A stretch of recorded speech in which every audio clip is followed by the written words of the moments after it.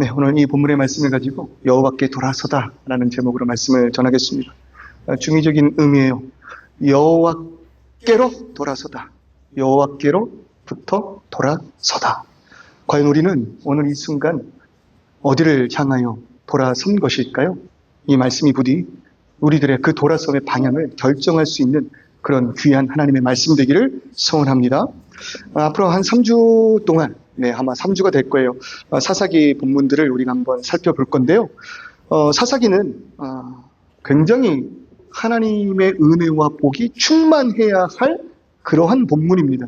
왜냐하면 이스라엘 민족이 드디어 애굽에서 탈출하여 광야의 40년 세월을 보낸 후 하나님께서 약속하시고 그들이 소원하였던 가나안에 정착한 이후의 이야기가 사사기 본문으로부터 시작하기 때문입니다.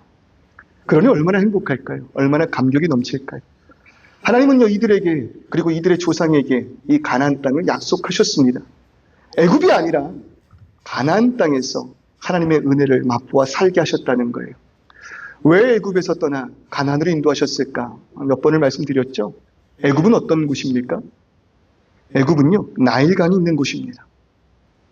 애굽의 어머니라고 불려지는 나일강이 흐르는 땅, 그 땅이 애굽, 이집트라는 거예요. 그러니까 그들은 그 나일강을 통하여 삶을 유지합니다. 나일강이 주는 풍요로움을 그들은 누렸다는 거죠. 무슨 말이냐면 하늘이 아닌 땅을 의지하며 살아가는 것, 그것이 애굽입니다. 그런 곳에서 하나님은 이스라엘 민족을 인도하셨습니다. 광야에서 철저히 이 땅이 아닌 하늘을 의지하게 했다고요. 그러니 가나안 땅의 의미란 하나님을 의지하고 하나님 없이 살아갈 수 없는 땅이겠죠. 가나안도 애굽과 마찬가지로 너무나도 풍요로운 땅이었습니다. 성경은 그 땅이 젖과 꿀이 흐르는 땅이다, 그렇게 기록하고 있으니까요. 다만 가나안 땅의 이 풍요로움에는 조건이 있다 말씀을 드린 것 같아요. 어떤 조건이 있습니까? 철을 따라 비가 내려야 한다는 것입니다. 그러니까 비가 내려야만 젖과 꿀을 먹을 수 있는 것, 그것이 가나안 땅이라는 거예요. 그러니 땅을 의지하는 것이 아닌 하늘을 의지하는 것. 이 모든 세상을 주관하시는 하나님을 의지하는 곳, 그것이 가나안이라는 겁니다. 우리가 자주 부르는 찬송 가운데 비준비하시니라는 찬송이 있지 않습니까? 하나님께서 우리가 가는 그 모든 곳에 비를 준비하심으로 입히시고 먹이시고 살아가게 하셨다. 여러분, 그것이 우리들의 고백 아닙니까? 그것이 성도의 마음 아닙니까? 이스라엘 민족의 정체성 아닙니까? 하나님을 의지하며 사는 삶. 그럴 때 우리는 늘상 우리와 언제나 함께 하시는 하나님을 누릴 수 있다는 거예요. 나의 생명 되시고 인도자 되시는 하나님, 그 하나님께서 나와 함께 하신다라는 것, 우리의 삶을 통해 깨달을 수 있다라는 거죠. 그러니 가나안은 복입니다. 가나안은 복이에요. 하나님의 영광을 마주할 수 있는 현장이니까 얼마나 그것에 은혜가 넘치겠습니까?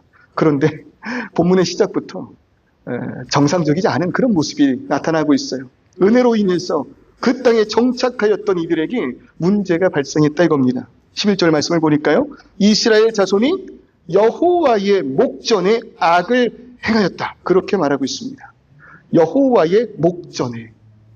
무슨 말이냐면요, 직역하면 여호와의 눈 앞에서라는 거예요. 바라보고 있는 그 가운데, 함께 하시는 그 가운데, 이미 승리하심으로 인하여 그 땅을 허락하신 그 순간에 이들은 악을 행하였다는 겁니다. 무슨 말이냐면 그가 없는 것처럼 행동했다는 거예요. 없는 것처럼. 형제가 혹시 계십니까? 자매를 키워보니까 자매도 만만치 않은 것 같아요. 어렸을 적에 참 많이 싸웠어요. 왜 그렇게 형들은 동생에게 시비를 거는 겁니까? 왜 그러는 거예요? 앉아있는데요, 툭 와서 치고 가요. 분명히 가만히 있어서 TV를 켰는데 외줄으로 달려와서 제가 킨 그 TV의 채널을 돌려버리는 거예요. 못돼 먹었어요. 우리 첫째들 반성하셨으면 좋겠습니다. 남자아이들만 그런 것 같지 않아요. 저희 집을 보니까 그 언니도 똑같아요. 가만히 있다가 꼭 동생이 뭐라면 가서 괜히 시비를 걸어요. 툭거리죠. 하지마. 툭 치죠. 하지 말라고. 하지 말라고. 그러면서 동생인 저도 성품이 좀 좋았으면 거기서 끝날 텐데, 저도 한 성과를 하다 보니까 시비가 붙었습니다. 싸움이 일어나요. 남자들은 좀 거칠게 싸웁니다. 그리고 특히 저희 세대는 좀 더 심하게 싸웠던 것 같아요. 나중에 결혼을 하고 아내가 저희 집에 잠깐 호주 오기 직전 한 일주일 동안 머물었는데, 그때 아내가 저에게 이런 질문을 하더라고요. 왜 오빠 집에는 방마다 문이 없어? 왜 방마다 문이 없어? 우리는 가족이 다 열어놓고 함께 살아라고 말하고 싶지만 형제들의 그 싸움이 얼마나 거칠었는지. 하루는 그렇게 시비가 붙어서 형님하고 막 싸우고 있는데 어머니가 그 모습을 보신 거예요. 그리고 저희를 혼내시는데 이렇게 혼내셨습니다. 지금 엄마 앞에서 뭐 하고 있는 거야? 지금 엄마 앞에서 뭐 하는 거야? 여러분, 그런 어머니의 음성 들어보신 적 있으십니까? 지금 엄마 앞에서 너 뭐하니? 지금 아빠 앞에서 너 지금 뭐하니? 지금 선생님 앞에서 너희 지금 뭐하고 있니? 네, 화가 많이 나셨겠죠. 부모의 소원이라는 게 다른 게 아니잖아요. 그저 그 자녀들이 서로가 화목하며 서로가 의지하며 하나 되어 살아가는 것.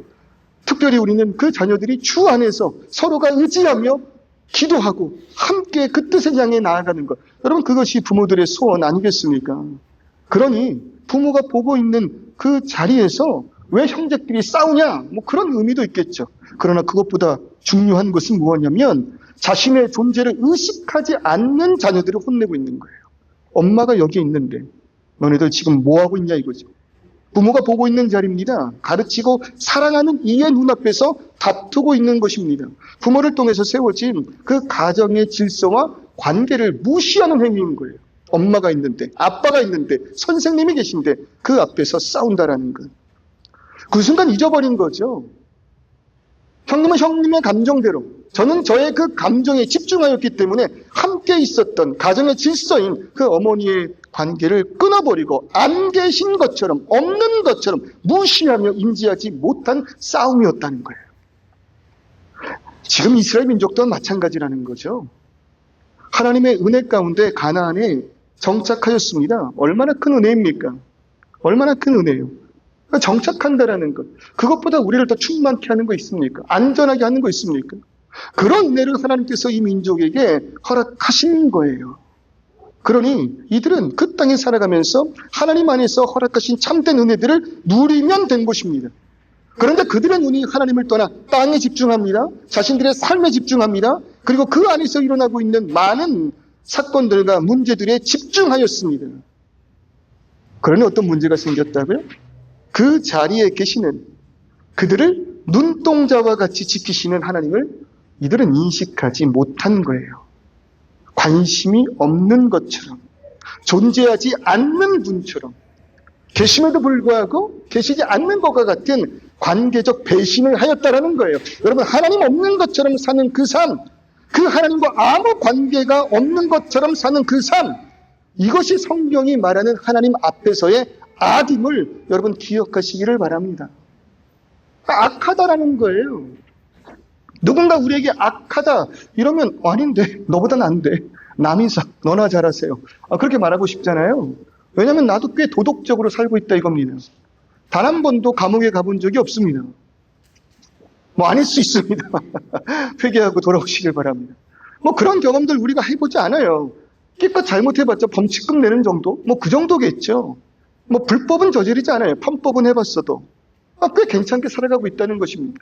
근데 교회를 오면, 성경을 피면 우리를 악하다라고 말하니 그 악함이 우리에게 참으로 불편한 마음을 준다는 거예요. 근데 그 악함의 원인, 그 악함의 모습을 분명히 알아야 돼요. 정의할 수 있어야 돼요. 성경이 말하고 있는 악함이라는 것은요, 우리의 인생 가운데 하나님 없는 것처럼 살아가는 그 모습입니다. 하나님이 계시지 않는 것처럼 행동하는 것, 그것이 성경이 말하는 악함의 정의라는 거예요.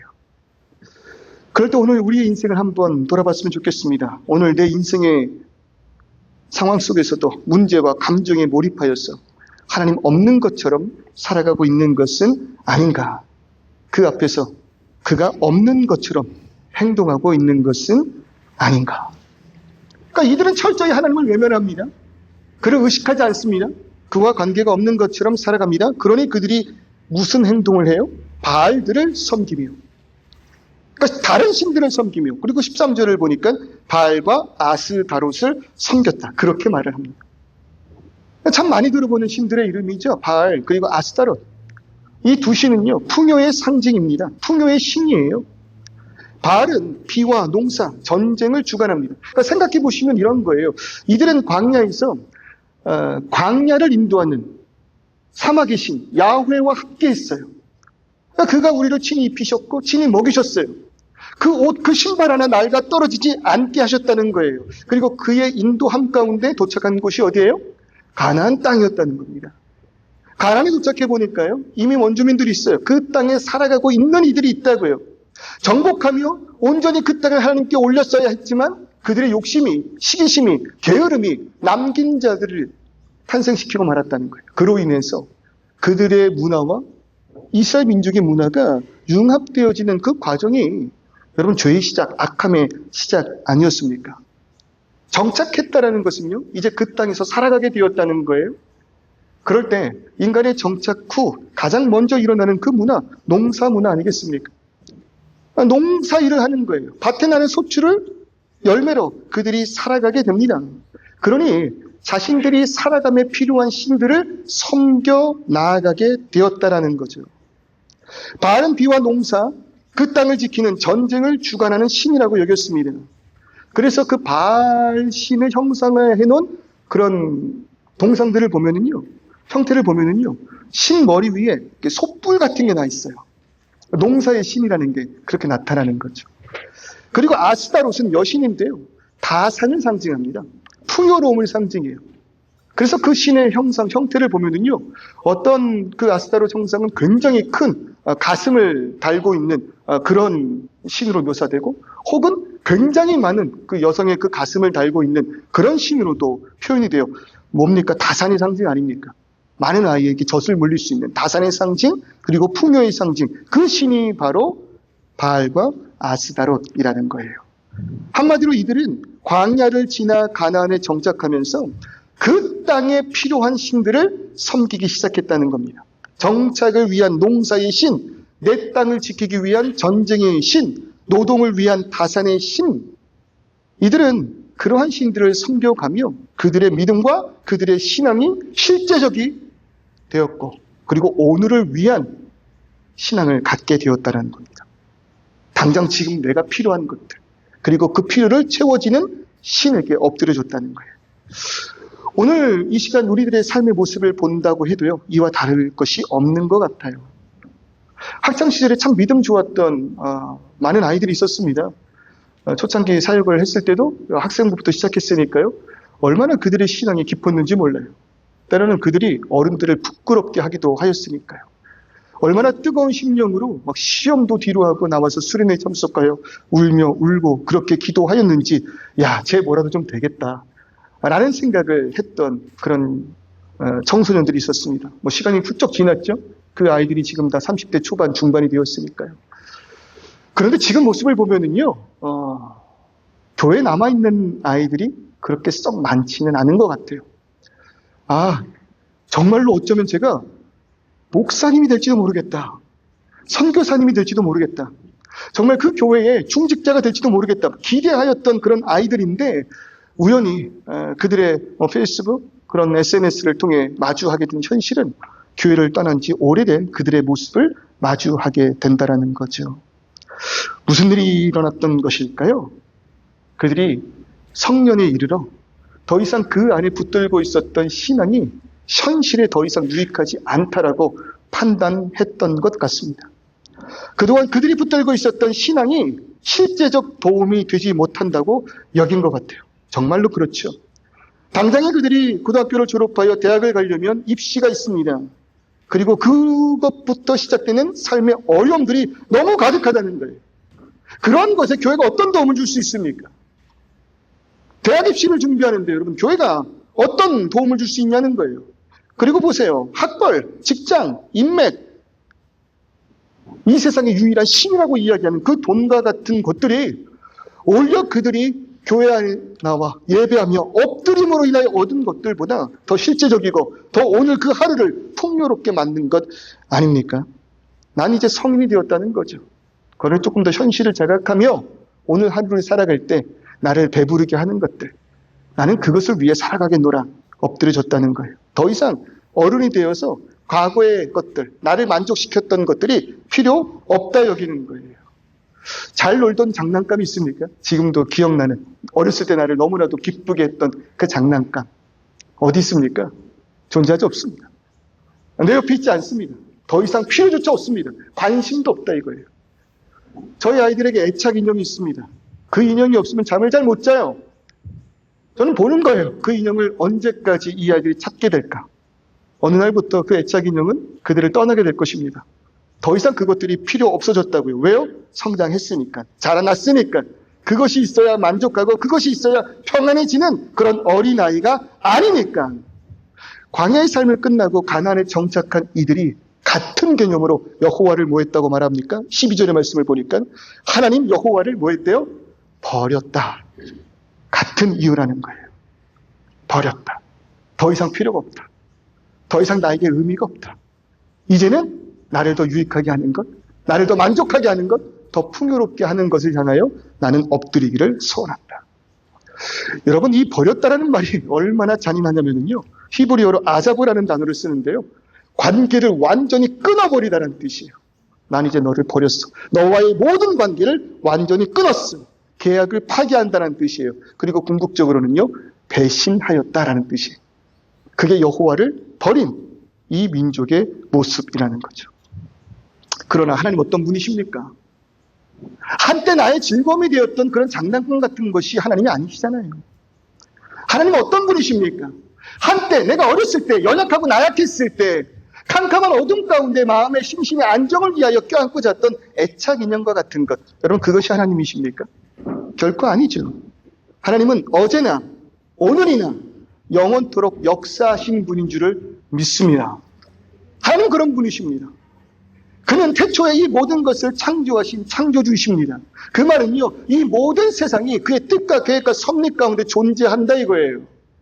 공중 나는 새조차도, 바닥에 피어나는 우리가 무시하고 쓸모없다 여기는 그 잡초라 할지라도, 그리고 세상이 알아주지 않는 나라 할지라도, 여러분 하나님의 주권 가운데 그의 생각과 섭리와 계획 속에서 존재하는 것이 우리 아닙니까? 그러니까 우리가 그를 우리의 주관자, 우리가 고백하였던 것처럼, 찬송하였던 것처럼 나의 왕이라고 그렇게 선포하는 것 아닙니까?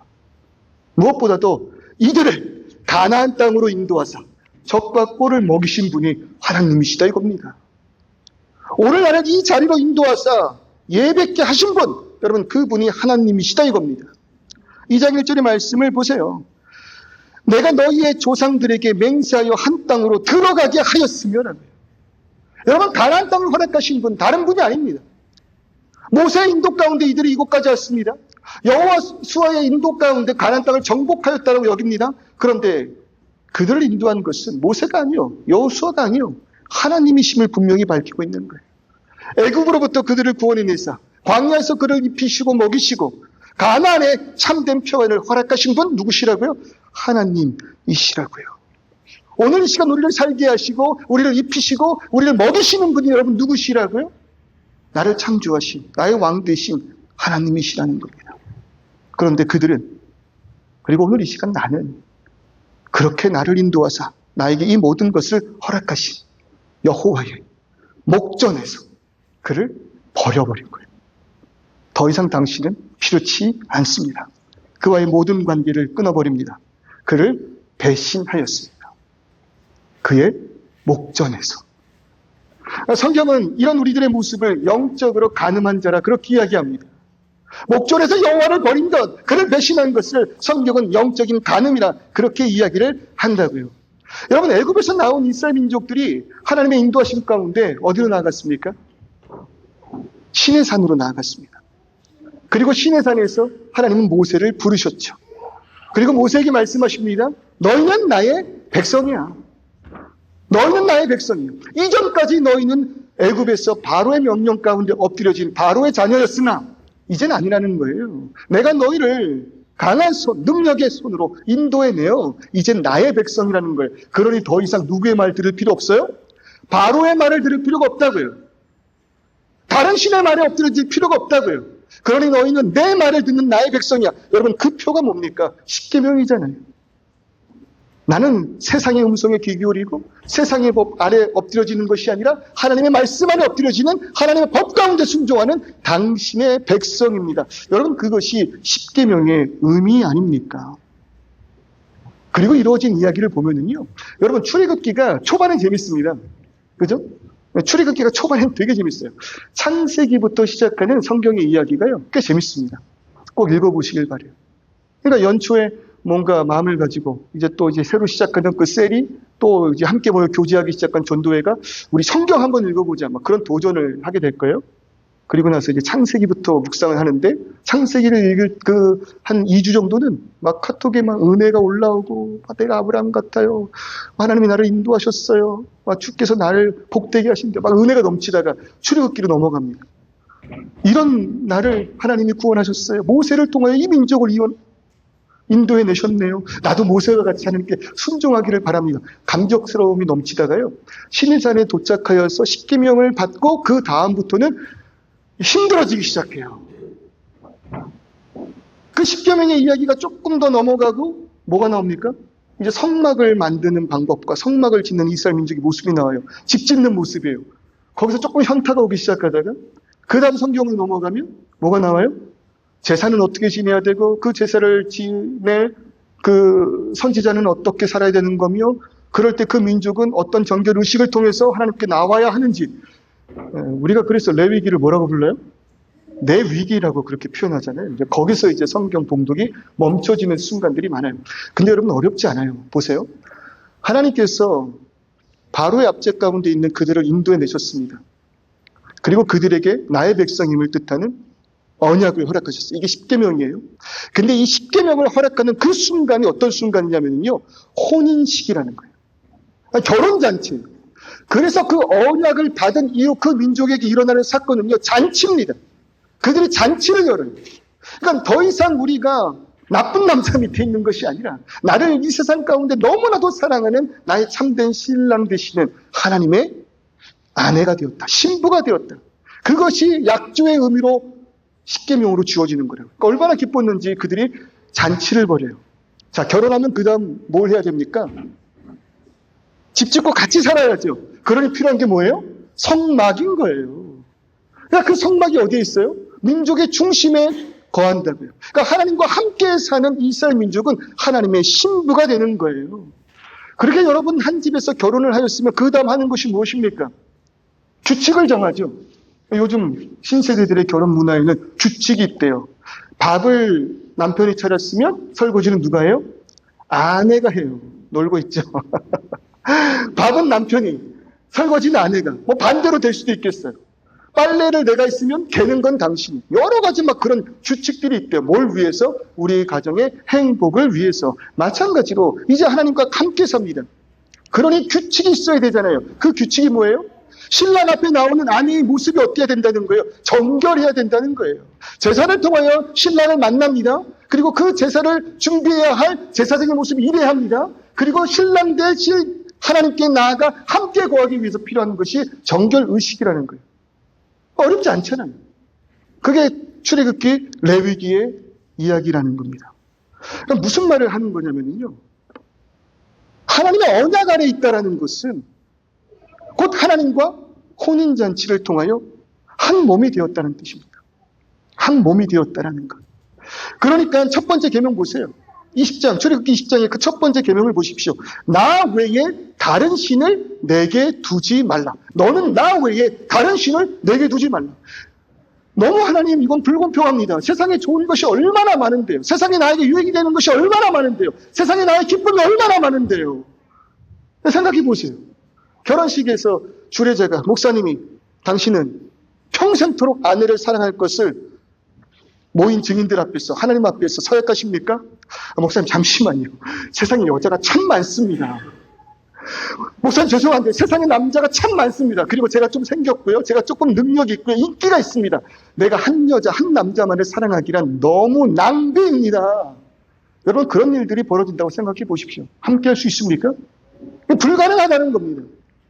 가끔은 기독교가 배타적인 것 같아요. 다른 신을 인정하지 않는, 오직 한 하나님만을 사랑해야 되는 그런 모습으로 나타나요. 그러나 그렇지 않다는 거예요. 하나님은 우리의 신랑 되시기 때문에, 나는 그의 신부이기 때문에, 교회가 하나님의 신부이기에 하나님께서 이 교회를 위하여, 성도를 위하여, 나를 위하여 예수 그리스도를 통하여 구원해 내신 것 아닙니까? 어떤 순간에도 나를 놓지 않으시는 그 은혜가 이런 은혜라는 거예요. 그런데 이들이 그 목전에서, 신랑 앞에서 다른 신을 껴안는 그 모습, 다른 신께 엎드려지는 그 모습이 여러분 이 민족의 모습이요, 악하고 악한 죄인된 나의 모습이라는 것입니다.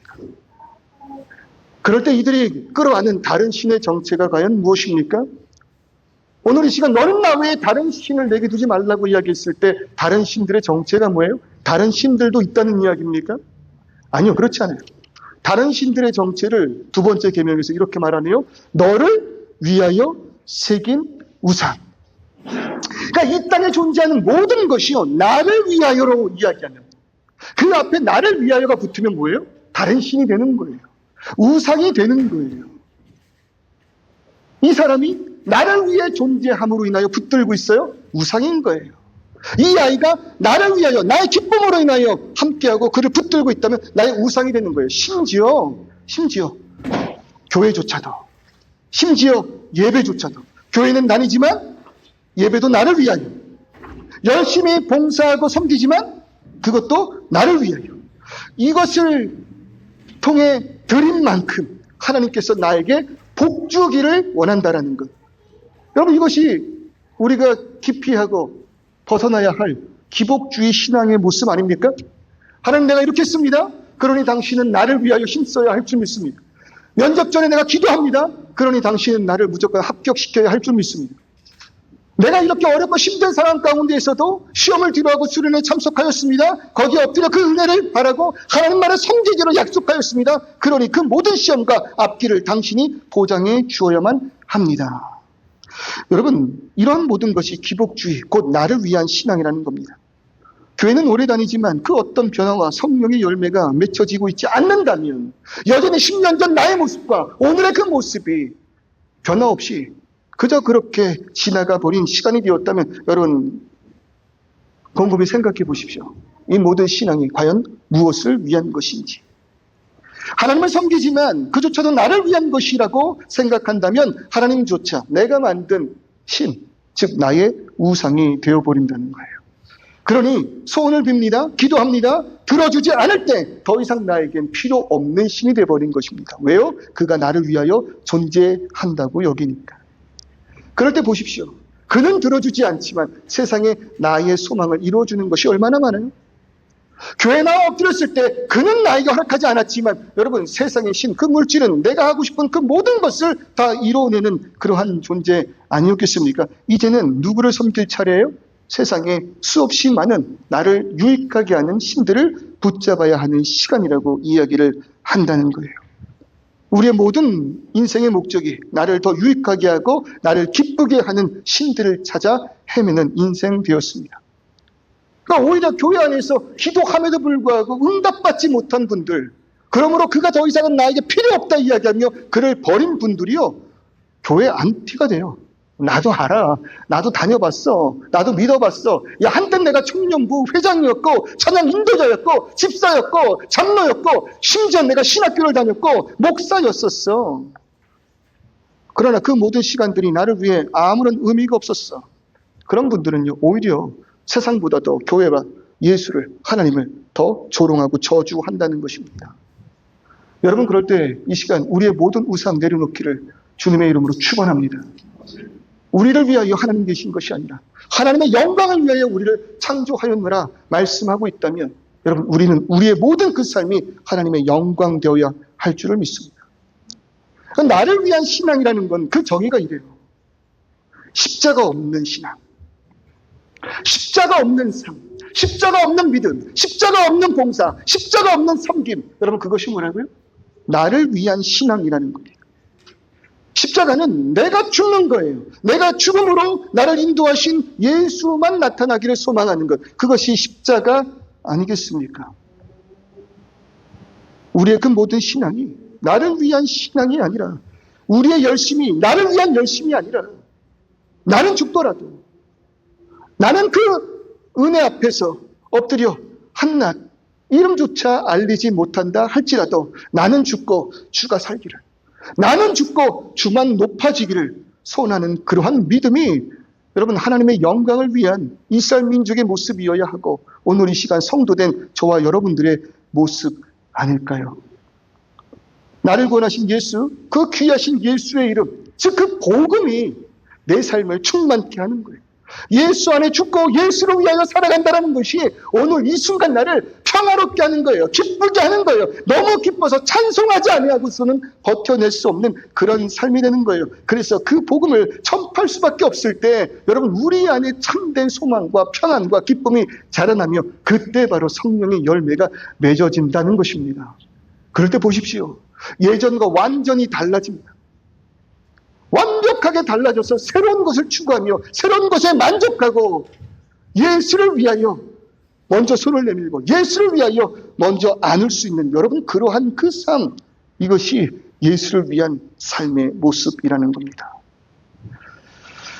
여러분 중요한 것은요, 이러한 순간에서도 하나님은 그들을 떠나지 않는다는 거예요. 그럼에도 불구하고 하나님은 이들과 함께 하고 계십니다. 그저 그들이 하나님을 외면하고 함께 하시지만 계시지 않는 것처럼 그를 버렸을 뿐이라는 거예요.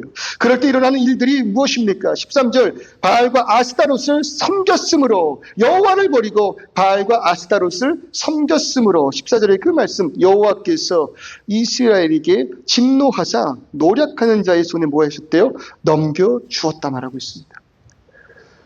노력하는 자들, 빼앗는 자들, 파괴하는 자들에게 넘겨주었대요. 이 나탄이라는 단어를 썼는데요. 내버려 두신 거예요. 하나님의 주권 가운데 그들을 뭐 하셨다고요? 노력하는 이들. 그들이 나를 버리고 떠난다면 그대로 내버려 두셨다는 거죠. 그러니까 하나님의 주권 가운데 우리를 놓으셨어요. 붙잡지 않으셨어요. 우리가 원하는 그 길을 갈 수 있도록 허락하셨어요. 그러니까 하나님의 내버려 두심은요, 절제된 통제예요. 그리고 그 통제 가운데 일어나는 심판이라는 겁니다. 그가 내버려 두셨기 때문에 우리의 그 모든 삶 가운데 이런 심판의 모습이 있다고요. 그러니 삶의 아픔이 있지 않습니까? 빼앗기고 파괴되는 그러한 삶, 이런 아픔이 당연한 것 아니에요. 여러분 기억하셔야 돼요. 하나님께서 우리를 붙들어 주지 않으시면 우리는 의의 길로 나올 수 있는 방법이 없다는 것. 아멘이십니까? 정말 그래요. 여러분 저는요 오늘 이 순간에도 내 안에 정욕을 향하여 나아가게 되어 있습니다. 나의 유익을 향하여 나아가게 되어 있습니다. 나에게 필요한 사람을 만나고 싶고 나에게 유익이 되지 않는 사람들은 바라보기 싫은 것이 우리들의 정욕의 모습 아닙니까? 나를 기쁘게 하고 나를 충만케 하는 곳에 서 있기를 원하는 것이 우리 아닙니까? 성경은 다 반대로 하잖아요. 나에게 유익이 없으나 그의 존재를 기뻐하신 하나님의 사랑으로 나아가야 되고 나에게 이것이 손해일지라도 주의 영광을 위하여 나아가는 길은 언제나 내 정욕과는 반대되는 길이라고요. 그럴 때 그 의의 길로 나를 인도하시는 분은 여러분 하나님의 그 크신 손이라고요. 그가 놓으시면 나는 떠나는 거예요. 그럴 때 매주 매 예배 시간 반복하며 말씀드리는 것. 오늘 이 시간 우리가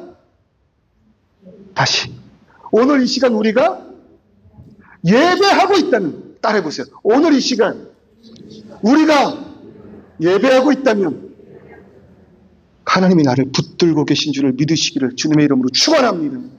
그가 나를 붙드셨으니 이 자리에 나온 우리 아닙니까? 여러분 우리 눈에 볼 때는요, 나에게 모든 것을 허락한 이 신랑 되신 하나님보다 이 세상의 유혹자들이 더 좋아요. 그 땅에 나의 더 기쁜 평안이 있는 것 같아 보인다고요. 여러분 그런데 착각하지 마세요. 살아보셨어요? 세상 안에서 그것이 내 편이던가요? 내 편인 것처럼 보여서 그들에게 나아갔지만 정말 내 편이던가요? 결코 그렇지 않다고요. 우리의 참된 기쁨과 평안은요, 있는 모습 그대로 나를 받아주는 사람 옆에 있을 때 그렇습니다. 부모님이 그러시잖아요. 내 자녀가 한 미모한다, 한 인물한다. 손 한번 들어보시겠어요? 아무도 없으세요? 자신 있게 내 자녀가 한 인물한다. 자랑 한번 해보세요. 네, 드셨어요. 예배 중에도 막 거짓말 하시는 분들 있지만 막 드셨어요. 네, 그래요. 정말 그래요. 근데 객관적으로 보자고요. 눈, 코, 입 하나하나 객관적으로 보면 여러분 잘생겼습니까? 예쁩니까? 아니라니까요. 옮기시지 마시고. 객관적으로 본다면 여러분 차은우예요? 성민이에요. 차은우. 네. 보시라고요, 여러분. 객관적으로 보면 그렇지 않아요. 객관적으로 보면 내 아들, 내 새끼 그렇게 잘나지 않았어요. 그들보다 잘생기고 그들보다 유능하고 그들보다 똑똑하고 그들보다 잘 나가는 자들이 이 땅에 얼마나 많은지 몰라요. 그런데 아니에요. 나는 내 아이가 최고예요. 나는 그 아이의 그 존재가 기뻐요. 그냥 그 존재 자체가 나의 행복이에요. 나의 만족이에요. 부모의 마음이래요. 여러분, 우리가 하나님 안에 있다는 것은 이런 것입니다. 그냥 나의 그 존재가 기쁨이 되는 하나님과 함께하는 우리들의 삶. 그런데 세상은 어때요? 나의 존재를 인정합니까? 아니요. 나의 가치와 성과를 평가합니다. 그리고 사랑받을 자격을 갖추라고 이야기해요. 인정받을 자격을 갖추라고 이야기해요. 그래서 세상은 무한 경쟁 아닙니까? 그 안에서 시기와 다툼과 분열이 일어나는 거 아닙니까? 그러한 자들의 말세가 마지막이 무엇입니까? 디모데후서 3장의 말씀을 보니까 기록된 마지막 때의 모습이 자기를 사랑하며 돈을 사랑하며 교만하다고요. 내가 잘난 거예요. 어떻게든 내가 가장 위에 서야 되는 그런 모습이라고요. 그러나 교회는 그렇지 않잖아요. 하나님 안에 모인 우리들의 모습은 여러분 그렇게 될 수 없다는 겁니다. 화려한 자나 낭만한 그런 옷을 입고 있는 분이나 여러분 하나님 앞에서 그 존재가 아름다운 자임을 여러분 믿으시기를 주님의 이름으로 축원합니다. 그러니까 이곳에는 세상이 가질 수 없는 사랑, 받아본 적이 없는 은혜, 그런 관심이 여러분 이 자리에 있어야 된다는 것입니다. 옆에 계신 분을 바라보시고 이렇게 이야기해 보는 거예요. 예수 안에서 당신을 내 몸과 같이 사랑합니다. 조건 없습니다. 다른 건 아무것도 없습니다. 예수 안에서 나는 당신을 사랑합니다. 여러분 이 가운데 국회의원이 왔다고 이렇게 세우지 않을 거예요. 여러분 이 가운데 어떤 거부가 온다고 여러분 더 반기지 않을 거예요. 왜요? 하나님은 우리의 가치가 아니라 우리의 그 존재를 기뻐하시기 때문에 여러분 부디 주는 교회가 진정한 예수의 사랑, 하나님의 존재를 향한 그 마음을 나타내 보여줄 수 있는 그런 교회 되기를 주님의 이름으로 축원합니다. 그러니 세상으로 나아간 그들의 모습 보십시오. 15절의 그 말씀, 어디로 가든지 여호와의 손이 그들에게 재앙을 내리셨대요. 그 심판이, 그 재앙이 하나님의 주권 가운데 있다는 것입니다. 그럼에도 불구하고 하나님의 손이 여전히 그들과 함께하며 언약을 어긴 데에 대한 하나님의 공의로운 심판이 우리 가운데 있는 거예요. 하나님은 선하신 분이십니다. 그러기에 죄를 심판하셔야 하는 하나님이심을 여러분 기억하십시오. 그러나 동시에 하나님은 사랑의 하나님이십니다. 우리에게 허락하실 그 심판을 대신하사 십자가에 못 박아 죽으심으로 나의 형벌을 대신하신 분이 예수 그리스도시라면 여러분 오늘 이 시간 그럼에도 불구하고 그를 떠난 나임에도 불구하고 범죄의 순간에도 함께하는 하나님의 사랑을 여러분 신뢰하시기를 주님의 이름으로 축원합니다. 여러분 보세요. 15절의 그 말씀을 보시면은요. 그들이 어디로 가든지 여호와의 손이 그들에게 재앙을 내리시니 곧 여호와께서 말씀하신 것과 같이 여호와께서 말씀하신 것과 같이 맹세하신 것과 같이 너희 나를 떠나면 안 돼. 나를 떠나면 너희 너무 힘들어. 나만큼 너희를 사랑하는 자가 없잖아. 나만큼 너희를 알고 만족을 허락하는 분이 없잖아. 나를 떠나면 힘들어. 그 말처럼 너희가 지금 힘들어하고 있잖아. 여러분 그렇게도 말씀하셨지만 여러분 보시라고요. 다시금 2장 1절로 돌아가 보세요. 2장 1절 뭐라고 말씀하십니까? 또 내가 이르기를 내가 너희와 함께한 언약을 영원히 어기지 아니하리니. 동시에 뭘 또 말씀하셨어요? 그럼에도 불구하고 내가 너희와 함께하고 있다라는 거예요. 범죄한 순간이었지만 그 순간에도 나의 목전이었다는 겁니다. 나의 눈앞이었다는 겁니다. 내가 너희를 그럼에도 바라보고 있다는 거예요. 그러니 하나님은 얼마나 아프실까? 아내의 바람 현장을, 남편의 바람 현장을 눈앞에 목격하고도 그를 껴안을 수 있는 존재가 있습니까? 무너져가는 그 심령이 여러분 더 이상 그를 함께 붙들지 못해 버려버리는 것이 우리의 모습이라면 그럼에도 불구하고 그러한 수없이 많은 버려짐을 당하심에도 불구하고 나와 함께 하신 그 하나님의 사랑이라는 것이 무엇인가 여러분 깊이 묵상해 보시기를 주님의 이름으로 축원합니다. 여러분 가나안은요 하나님께서 우리에게 허락하신 은혜를 누리는 곳입니다. 그러니 제발 은혜를 누리십시오. 하나님께서 은혜를 허락하신 그 땅에서 하나님을 버림으로 인하여 그 땅이 저주의 땅 되지 않기를 소원합니다. 수예배 시간에도 같이 나눴던 건데요. 여러분, 지금 저는 근 2년 가까이 되는 그 시간 동안 매 순간순간, 매 주일이 기적의 순간이에요. 기적의 순간이에요. 아내와 단둘이 예배하던 그 순간, 그럼에도 감사, 그럼에도 기쁨이라고 이야기했지만 어쩔 수 없이 무너져 갈 수밖에 없었던 나날들. 그러나 하나님의 인도하심 가운데 때가 참에 한 분 한 분 이 자리로 인도하셔서 찬송의 소리에 화음을 더하셨잖아요. 마음을 더하셨잖아요. 함께의 의미가 무엇인지를 깨달아 알게 하셨잖아요. 그러니까 저에게는 이 교회의 매 순간이 기적이에요. 은혜예요. 물론 여러분 쉽지 않았죠. 우리의 함께함의 모습이 썩 그렇게 아름답지만은 않았죠. 갈등이 있었죠. 아픔이 있었죠. 무너짐도 있었죠. 그러나 여러분, 그런 사소한 것에 우리가 무너질 필요가 없는 것은 여러분, 가난한 하나님이 자신의 영광을 나타내며 그와 함께 있음을 깨달아 알게 하시는 은혜의 땅이기 때문입니다. 여러분, 이 교회는 하나님께서 이 교회를 통하여 역사하시는 여러분 기적의 현장입니다. 그러니 사소한 것에 무너지지 마시고 우리의 시선을 하나님과 함께하는 영광의 자리에 주목하여 그 은혜만을 누리시는 저와 여러분 되시기를 주님의 이름으로 축원합니다. 그럼에도 하나님 함께 하십니다. 그를 버리지 마세요. 없는 것처럼 살아가지 마십시오. 하나님 없는 것처럼 교만한 자리에 이르러 누가복음에 등장하는 한 부자와 같이 창고에 많은 것을 쌓아둠으로 내 영혼아 만족히 내일을 바라라.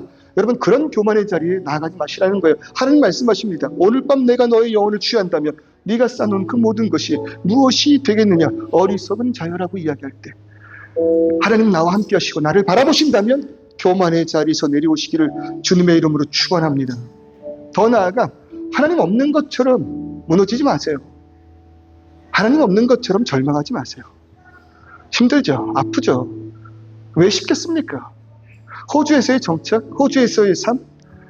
여러분, 오늘 이 시간 이 자리에 나오는데 쉽게 나오신 분 몇이나 될까요? 얼마나 많은 고민과 염려와 근심과 걱정과 불안과 무너짐 속에서도 하나님의 은혜 가운데 이 자리로 나오셨습니까? 그렇다면 하나님은 없는 것처럼 무너지고 절망하는 것이 아니라 괜찮아, 아빠 옆에 있어. 아빠 어두워, 무서워. 괜찮아, 아빠가 너랑 같이 있어. 아빠가 붙들고 있어. 아빠가 누구보다 힘센 거 너 알지? 아빠 불안해. 괜찮아. 야, 니네 아빠가 어떤 아빠인데 걱정 안 해도 돼. 어떤 순간에도 내가 너를 떠나지 않아. 그래도 아빠 힘들어. 아니에요, 여러분. 의지하면 돼요. 나와 언제나 함께 하시기로 약속하셨던 그분이라면, 오늘 그분이 나와 함께 하시면 우리가 믿는다면 없는 것처럼 살지 말자는 겁니다. 그런데 목사님, 나는 죄인입니다. 나는 악한 자입니다. 이미 배신을 해도 몇 번이나 배신한 나 아닙니까? 내가 어떻게 염치 없이 돌아갈 수 있겠습니까? 여러분, 그러나 이사야 55장 7절 우리에게 분명히 이렇게 말하고 있습니다. 악인은 그의 길을, 불의한 자는 그의 생각을 버리고 뭐 하기만 하라는 거예요? 돌아오기만 하면 된다는 겁니다. 나는 떠난 적이 없으니 너희가 돌아오기만 하면 된다는 거예요. 그리하면 그가 긍휼히 여기시리라. 여러분, 이 긍휼이 어떤 긍휼인지를 깨달으시기를 바랍니다. 목전에서 버렸으나, 목전에서 버림받았으나, 목전에서 버려졌으나 그러나 돌아오기만 하면 된다라고 말하시는 그 예수의 십자가의 보혈의 은혜가 무엇인지를 깨닫는 저와 여러분 되시기를 주님의 이름으로 축원합니다. 우리 하나님께 나오라. 그가 너그럽게 용서하리라. 이 시간 여호와께 돌아서는 우리, 세상을 등지고 여호와께로 돌아서는 우리, 나의 문제와 상황과 형편에서 여호와께로 나의 시선을 돌리는 저와 여러분 되시기를 주님의 이름으로 축원합니다. 같이 한번 고백해 볼까요?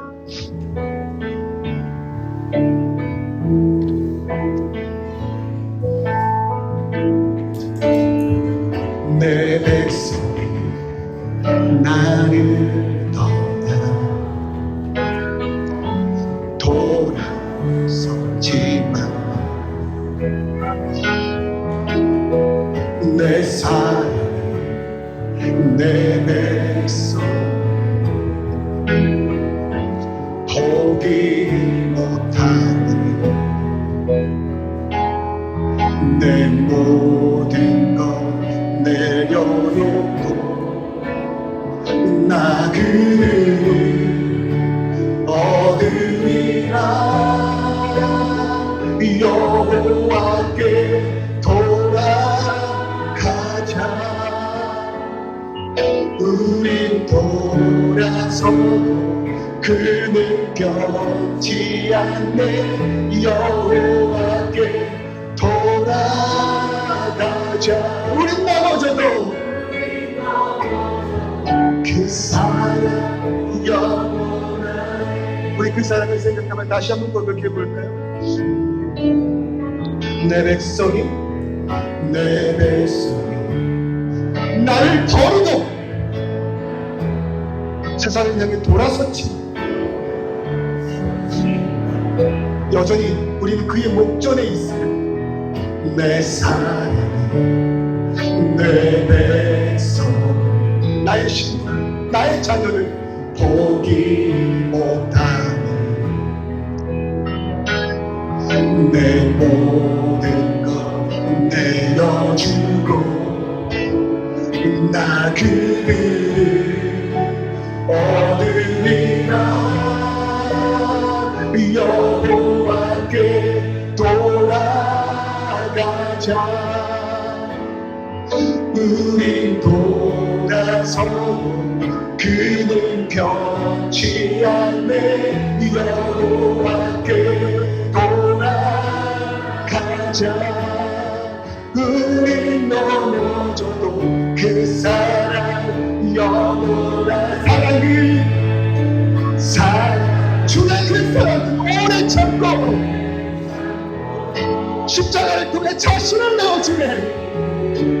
내가 주의 그 사랑 안에서 서로 사랑할 때 세상은 주보내. 사랑은 절대 지지 않네. 주의 사랑은 오래 참고 자신을 내어주네. 서로 사랑할 때 세상은 주보내. 사랑은 절대 지지 않네. 여호와께 돌아. 나를 받으신 주님께 우리 두 손 높이 들고 고백할게요. 돌아서도 그는 변치 않네. 여호와께 돌아가자. 우린 넘어져도 그 사랑 여호와께 돌아가자. 우린 돌아서도 그는 변치 않네. 여호와께 돌아가자. 우린 넘어져도 그 사랑 영원하네. 네, 잘하셨습니다. 잘하셨습니다. 여러분, 그 용기조차 성령 하나님께서 우리가 허락하신 것이지만 여러분, 그 발걸음을 이 자리로 순종하며 돌아오신 것 너무 잘하셨습니다. 그가 너그럽게 우리를 용서하시고 그의 평안 가운데 우리를 눕히실 것입니다. 우리 시간 나같이 기도할 때 주님이여, 주님 목전에 있게 하여 주시옵소서. 존재를 기뻐하시는 주의 사랑 가운데 오늘 내가 있게 하여 주시옵소서. 그 평안이 나에게 있을 때 없는 것처럼 교만하지 않고 주님 계시지 않는 것처럼 무너지지 않게 하여 주시옵소서. 주님 계시지 않는 것처럼 절망하는 내가 되지 않게 하여 주시옵소서. 우리 주여 한번 치시고 동서로 기도하겠습니다. 주여, 아버지 하나님, 이 시간 우리들의 그 모든 삶을 붙들어 주신 은혜가 있습니다. 주님 없는 것처럼 살아갑니다. 주님 없는 것처럼 교만합니다. 주님 없는 것처럼 무너집니다. 주님 없는 것처럼 절망하고 있는 나입니다. 그러나 이 시간 언제나 우리 앞에 계셨던 주님을 발견할 때 주님이여, 그 시선이 나를 향하여 멈추지 않았다는 것을 깨달을 때 부끄럽지만 염치 없지만 예수의 십자가를 지하여 성령의 인도하심에 따라 주님께 나아가게 하실 때 주님이여, 나를 불쌍히 여겨 주시옵소서. 나를 긍휼히 여겨 주시옵소서. 너그럽게 용서하실 때 이미 예수의 십자가로 인한 용서하신 주님의 사랑을 돌리는 오늘 이 시간 우리 되게 하여 주시옵소서. 돌아설 수 있는 결단, 돌아설 수 있는 용기, 돌아설 수 있는 희망, 돌아설 수 있는 권세가 우리 가운데 있음을 믿습니다. 싸우는 세상이 아닌 주를 향하여 나아가는 우리, 가을 안에 복과 평안만을 누리는 우리 되게 하여 주시옵소서. 오늘 이 시간 우리의 모든 현장이 주의 은혜입니다. 그럴 때 우리의 눈을 들어 주님 계심을 기억하게 하여 주시옵소서. 사실 이미 주님을 버렸습니다. 주님의 목전에서 우리는 다른 것을 붙들고 마음에 품고 살아갔습니다. 그러나 뒤돌아보니 주님 계속 나와 함께 하셨고, 주님의 그 마음 찢어짐의 고통 속에서도 나를 향한 그 사랑의 눈을 거두지 않으셨습니다. 주님을 떠났기에 우리의 삶에 주님 필요한 것을 깨닫는 아픔도 있었지만, 그런 나를 영원토록 함께 하시겠다 약속하신 주님의 언약이 결국 그 사랑 앞에 엎드려져 주님께 나아오게 하셨습니다. 그런 용기 가지고 오늘 이 시간 예배 가운데 참석하신 성도가 있다면 주님 그 마음 가운데에 오늘 참된 긍휼, 은혜, 용서, 사랑 있게 하여 주시옵소서. 오늘 이 시간 주님께로 돌아가기를 소원한 우리들의 그 모든 심령 가운데 주님요 한량없는 은혜를 베푸사 주의 품에 그 따스함을 누리는 오늘 이 시간 우리 되게 하여 주옵소서. 예수 그리스도의 이름으로 기도드립니다. 아멘.